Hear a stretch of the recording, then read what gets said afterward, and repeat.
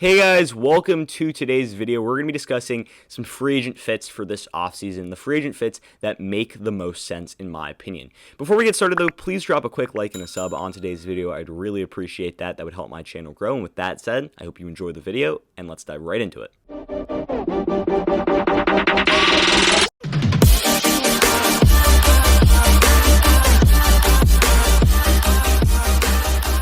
So let's start with Hunter Henry, and this was an article I was reading, but yeah, they talk about the Carolina Panthers, they talk about the Jacksonville Jaguars, and they talk about the Arizona Cardinals, but I actually like the Cincinnati Bengals as a team that makes a lot of sense for Hunter Henry in free agency. I mean, this is a team that is in desperate need of weapons on the outside as well as at the tight end position. CJ Uzoma just is not good enough for Joe Burrow to really, be a great tight end. And I think that, if you bring in Hunter Henry, who's a top 10 pass catching tight end in the NFL, to Cincinnati, you give Joe Burrow a big weapon in that offense that he can really trust and be a guy to be just successful in that offense. I mean, the Panthers would also work, but and Jacksonville and Arizona, but the Bengals just make a lot of sense to me. It's a massive need for them on the offensive side of the football. They need Joe Burrow to have a reliable, consistent tight end that can consistently make catches and be a big play, safe possession catch guy. That's Hunter Henry's game, and I think that just makes a lot of sense for the Bengals. Now, though, let's go to Kenny Golladay, and Kenny Golladay here to the Philadelphia Eagles, and for me, this makes a ton of sense.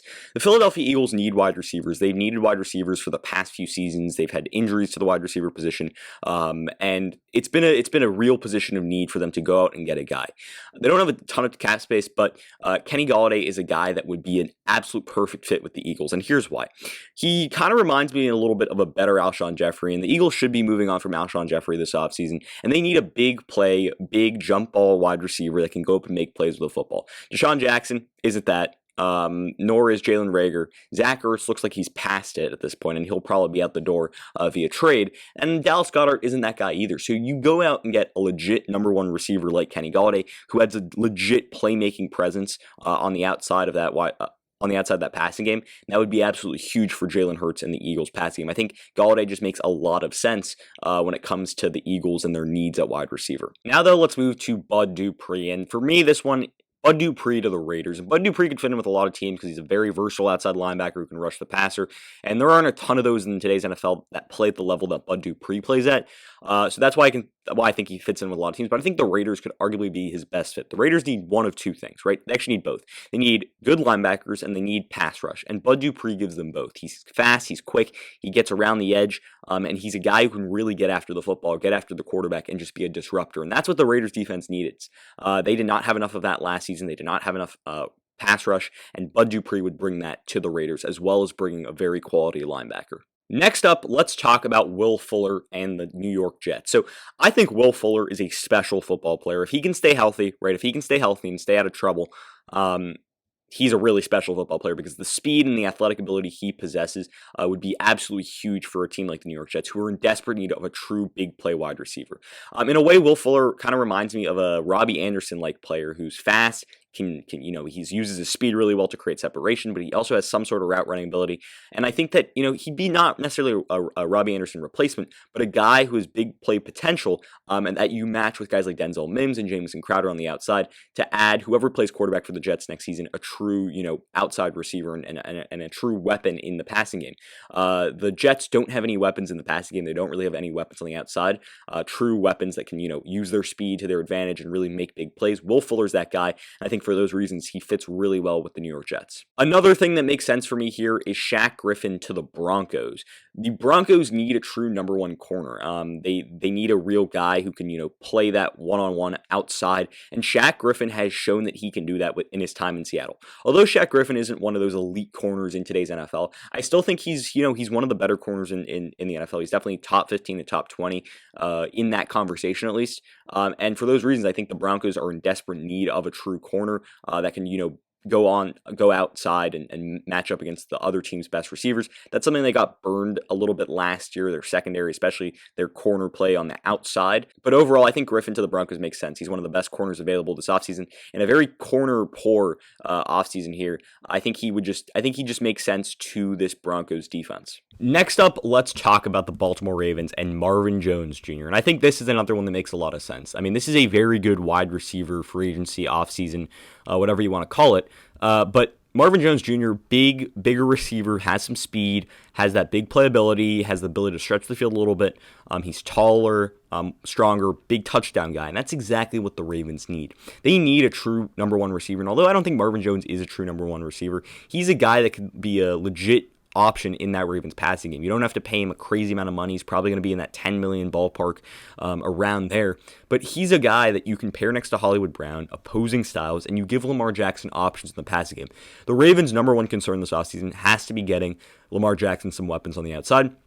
Marvin Jones does that, and he adds a legit, touchdown threat too. I mean, the guy scores touchdowns. That's his job. That's what he does. I mean, he's a bigger receiver, big body.